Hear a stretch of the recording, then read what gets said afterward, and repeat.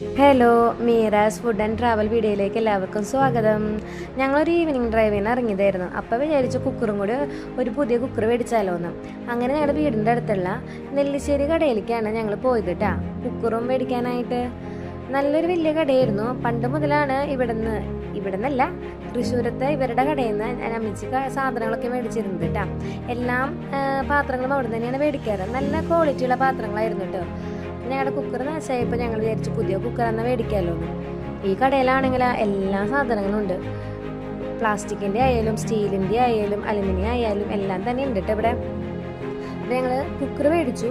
രണ്ട് കുക്കറാണ് ഞങ്ങൾ മേടിച്ചിരിക്കുന്നത്. ഒരു 5 ലിറ്ററിൻ്റെ കുക്കർ മേടിച്ചു, ഒരു 1.5 ലിറ്ററിൻ്റെ കുക്കർ മേടിച്ചു. 3ഉം 2ഉം ഞങ്ങളുടെ വീട്ടിലുണ്ടേ.